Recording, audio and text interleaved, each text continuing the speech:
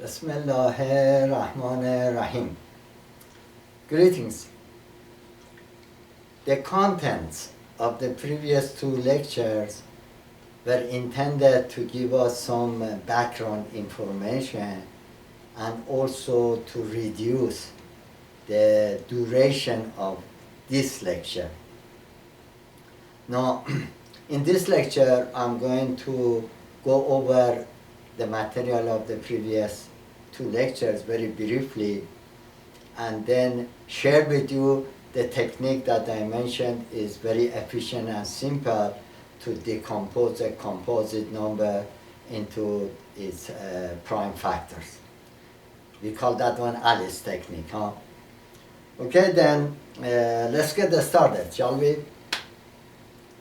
Now, in the previous lecture, the properties of the prime led us to the definition of prime. That's exactly where every definition comes from.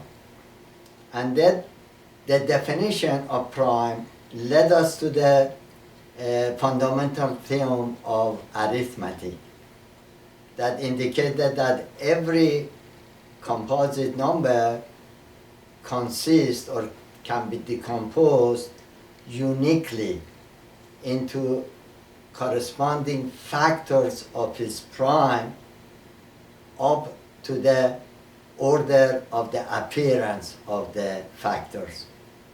Now, I'm not going to go through that again and discuss it further because I've already done it in the previous lecture. And I'm also presenting these and coming lectures at the developmental mathematics. Now, the benefit of the fundamental theorem of arithmetic is that it gives us guarantee that we can have every composite number you give to me can be decomposed into factors of its prime. But he doesn't tell us how to do it. And how to do it, there are some procedure that one of them is the one that I promised I will be sharing with you is Alice technique. I haven't seen any textbook to do it, but also I got into that and say why that technique works. And hopefully some other people, they watch it and they adapt my technique and they use it in their textbook. And who knows, maybe I get Nobel Prize for that, huh? Now, the body of this subject is to talk about what? To decompose a composite number. Now, I start with a number, let's say 1127. It's a kind of large number. And I'm asking, or we are asked, is this a prime number? Now that question means if we find any prime number that divided, immediately we conclude it's not prime. The question is how far do we go, how many primes do we test so that we end up concluding that this number is prime. You follow me so far? So this is going to be the subject of discussion of today. Now, I have put that one in writing. Now, by the way, in the previous lectures, I shared with the audience, with my students, a good strategy. And that is whenever you encounter a problem that you have difficulty to start with, you haven't the faintest idea how to start with, one strategy is to make simpler example of your own that you are familiar with, and then solution of that example can give you a clue, can guide you, and you can use that one as a kind of prototype to follow and jump start and solve the hard problem. That works many times, especially for the beginner. It's a very good strategy. And that's exactly what we are going to do for this problem, in order to find out how we can approach and find out whether 1127, 1127, a number, is it prime or not, how many do we try to find out about that. Okay. We start with a familiar one. I think, let me see, yes, I do have it. And let me put it up. Let me put it up and also zoom it so that I stay out of way and we work on it on the board.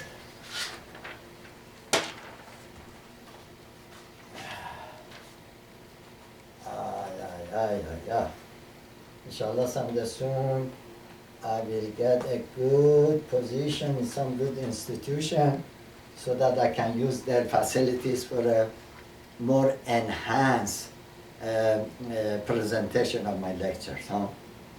For the time being, please bear with me.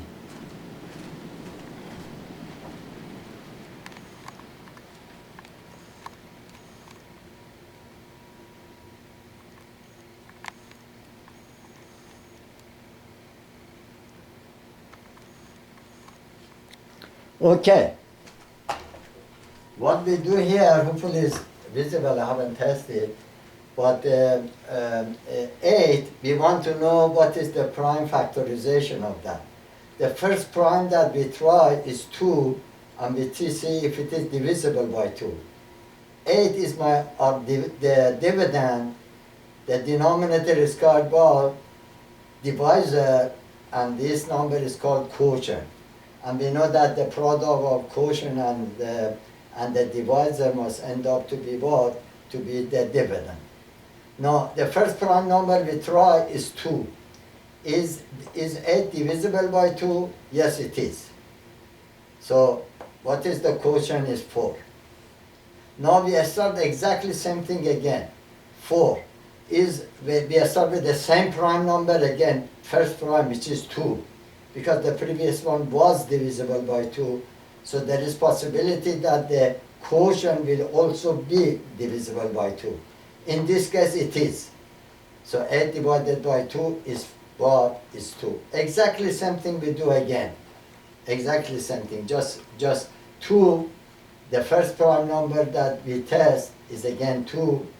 And is 2 divisible by 2? Yes. And we always must end up with the skinny one. Because we end up with the 2 numbers, in this case primes, that what always are in case that they are same, so they end up with 1. Now comes the moment of truth. Now let's see how Alice's technique is. So the Alice technique is this. Write the dividend, the number that you want to find to decompose it into product of its prime, and then draw a vertical line in front of it. A vertical line. So I start with the first prime number, in this case is 2, and see if it is divisible by 2. It is. So divide and write the quotient under that. You see that? And not forget what you did before. Exactly follow exactly the same procedure, the same algorithm. So again, I start with 4. What is the first prime number? Is 2 again, because previously was divisible by 2, so the quotient is also possible to be divisible by 2. So we divide by that, and then quotient is what? Is 2, and continue. 2 is divisible by 2 again, and you end up with a skinny bar. This is what Alice's technique is.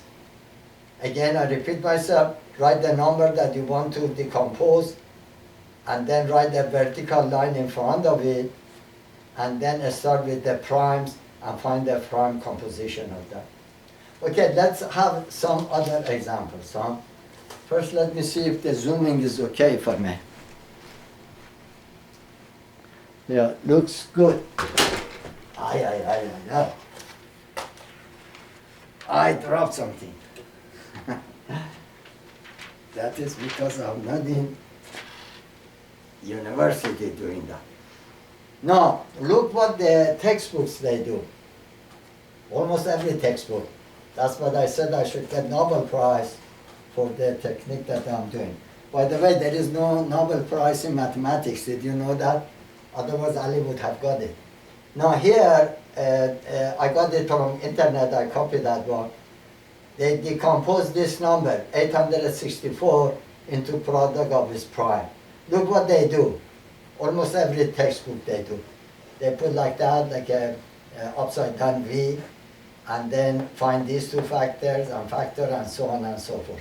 Like it is okay for the small number, like for example 12, you can write it 3 times 4, so 3 is prime 4, then you break down 4 into 2 and 2, so you get 2, 2 and 3 are the prime factors of 12.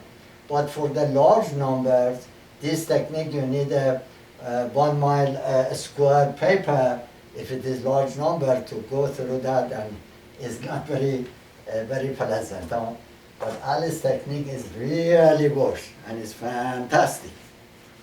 Okay, now let's go to next one.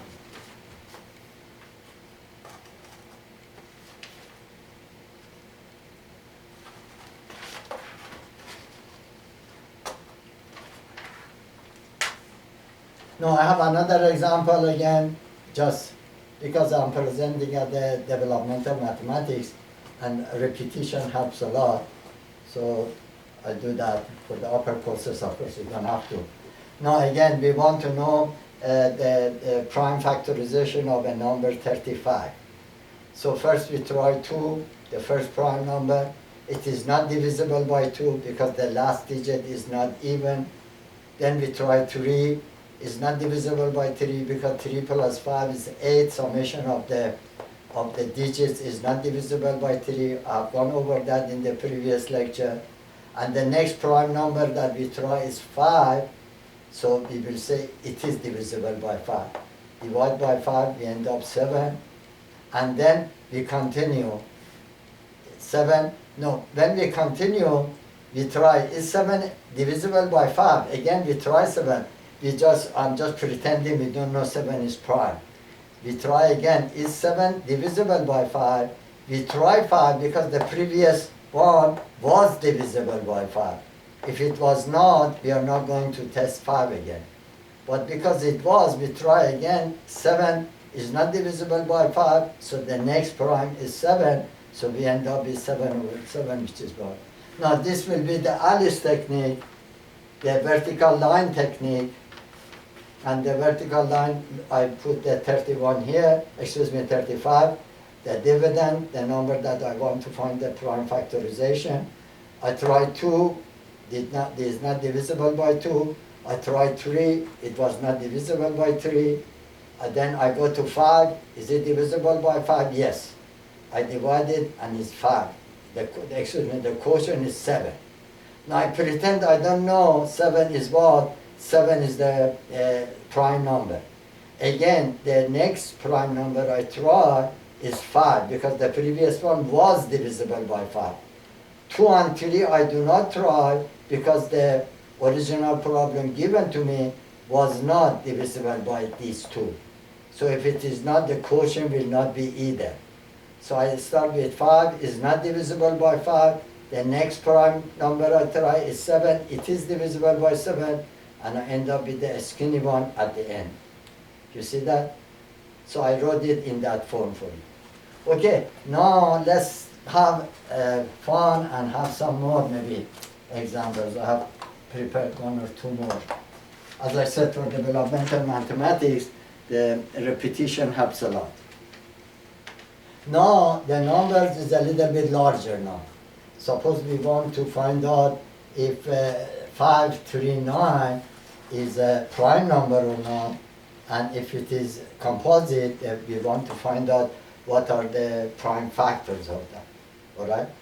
All right. Now again, as I said, we derive here is just for demonstration, and why the vertical line works, the Alice method works, is because of this reason.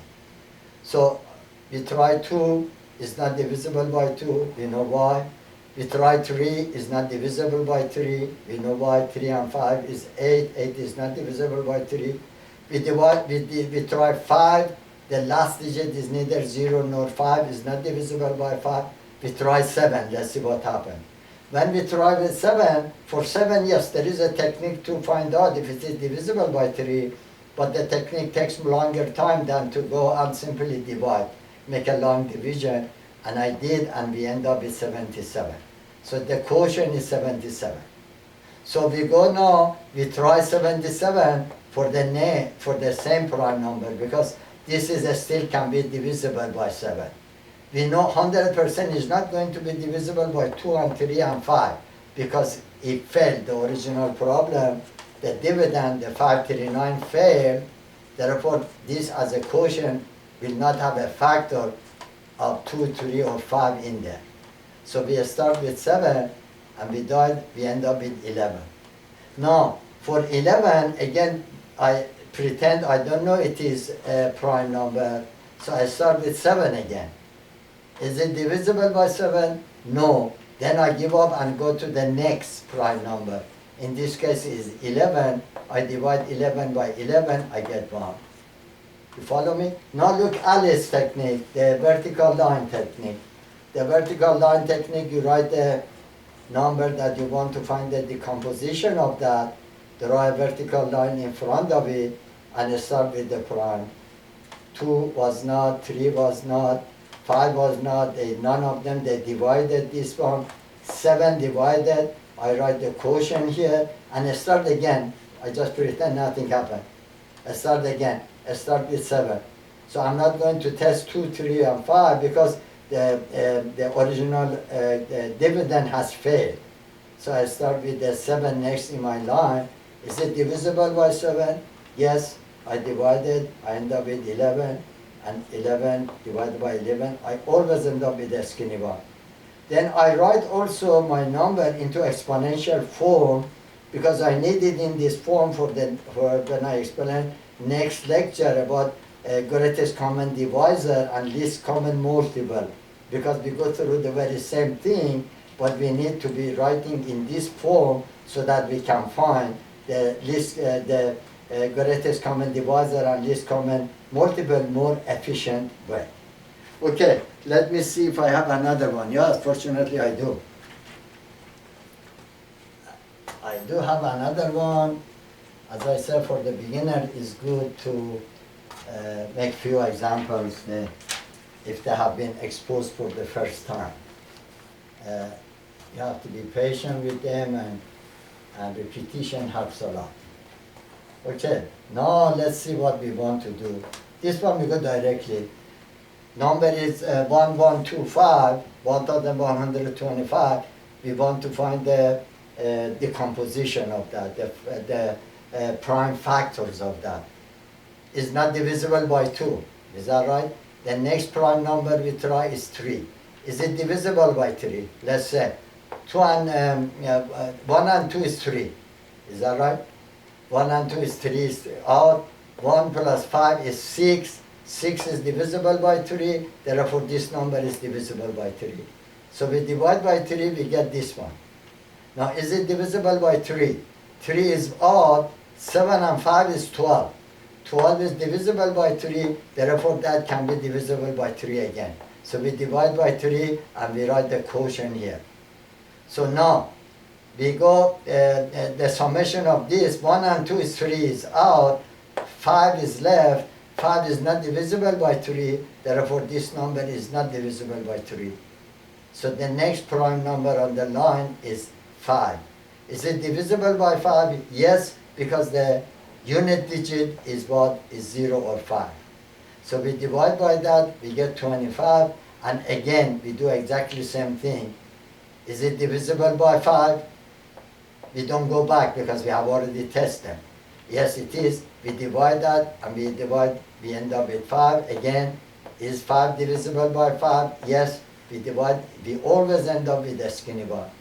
So this number, the prime factorization of this number will be 3 square, 3 times 3, 5 cube, 5 times 5 times 5.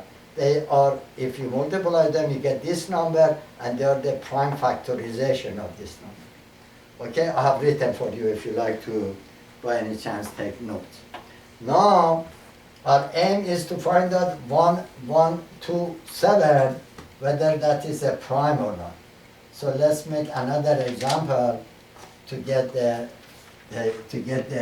information and hint that we need.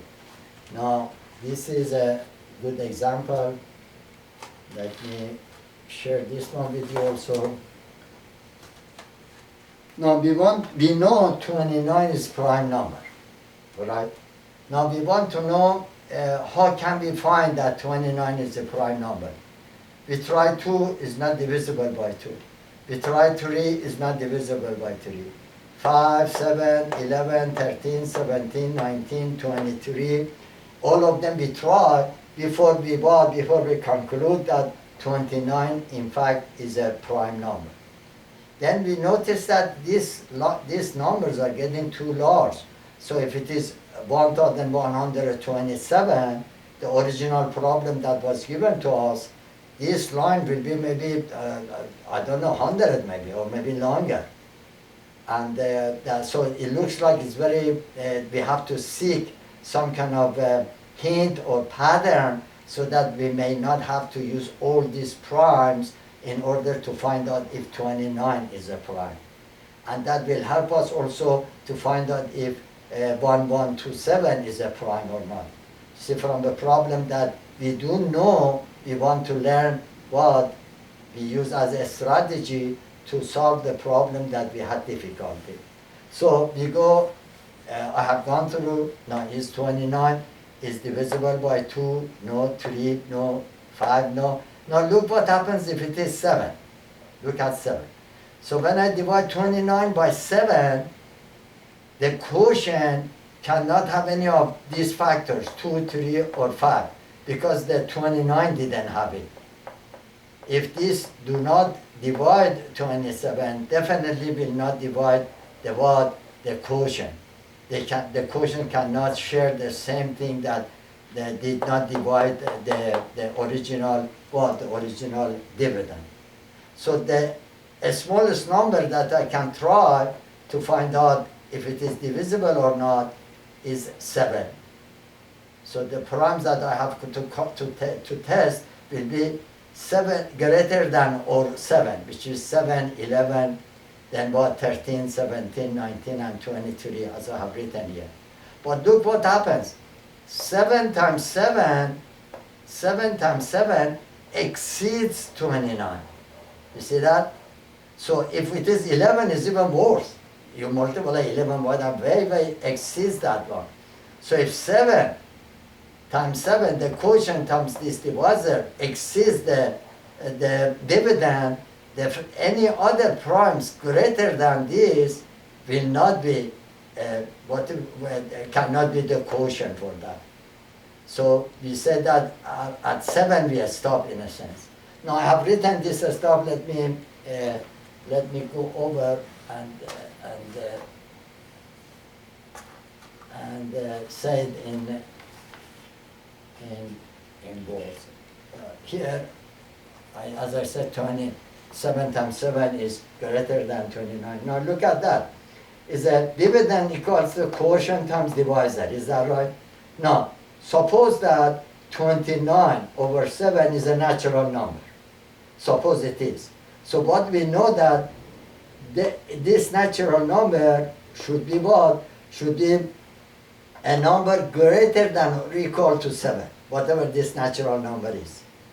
But cannot be 7 because it dominates. If it is 7, 7 times 7 is way bigger than 29, it's 49. So therefore cannot be any other number bigger than 7, any other prime number, 11, 13, 17, and so on. Therefore we find out what 7 we stop. Now look what happens. A square root of 29, which is the number was given to me, is what? Is less than 6. Because 6 times 6 is 36. Do you follow me? And the prime numbers that we tried was 2, 3, and 5. 7 didn't work. And 2, 3, and 5 are the primes less than 6. Hooray! Looks like we have discovered something. Oh gosh, Ali gets, wing to fly. Look, you see that? Fantastic observation we made. So, a square root of 27 is less than 6. So we try all the primes less than 6, which is 2, 3, and 5. If none of them divide this, our number, then we conclude that 29 is indeed a prime number. Isn't that fascinating? It's more than fascinating, it is fantastic. Okay, now let me zoom this one out if I may. Zoom it.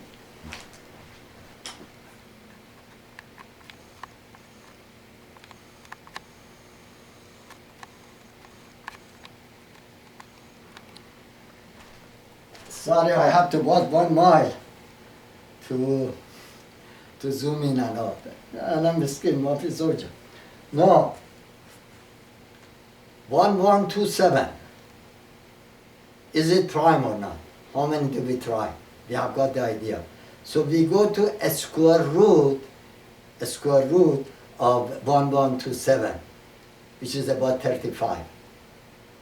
So the prime numbers that we try are 2, 3, 5, 7, 11, 13, 17, 19, 23, 29, and 31. If none of them divide this number, then the number that was given to us is going to be a prime.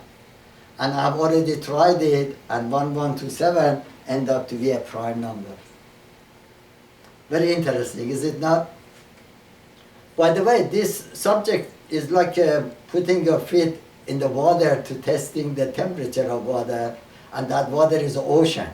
So there is so much about, but this is kind of building block to start with. And number 30 goes into that, and there is an ocean in front of you, for those that they are interested to go further.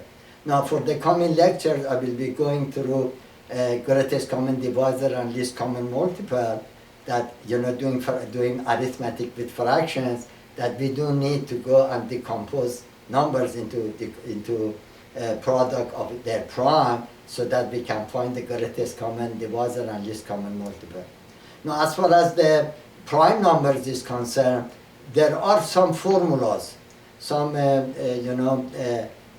prominent past mathematicians, they have come to some formulas that with those formulas you can test to see whether a number is prime or not, but they are limited. There is no general formula.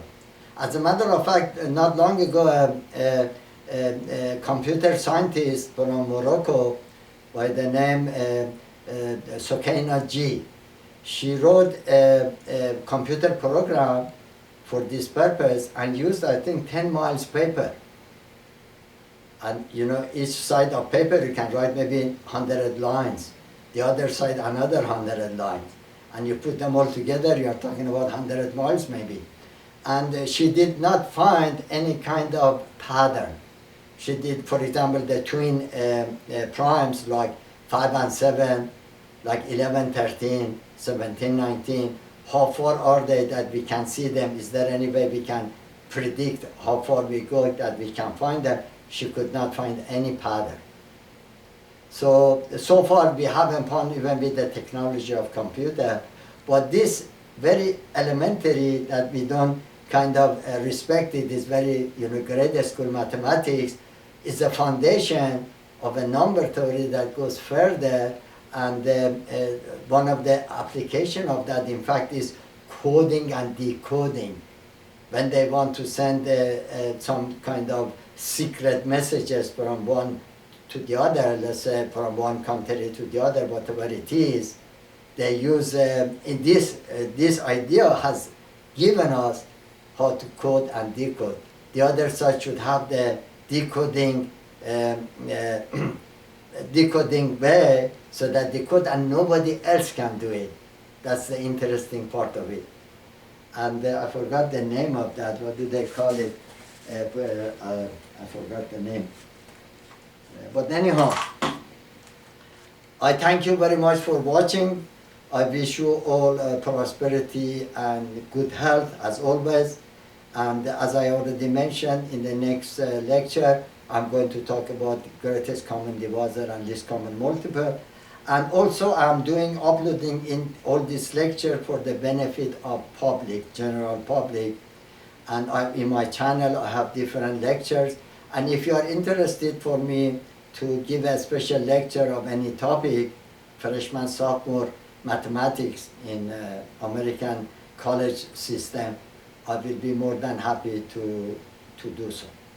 Okay, then again for the second time, I thank you for watching, and as always, wish you prosperity and good health, and please stay and remain safe. So long.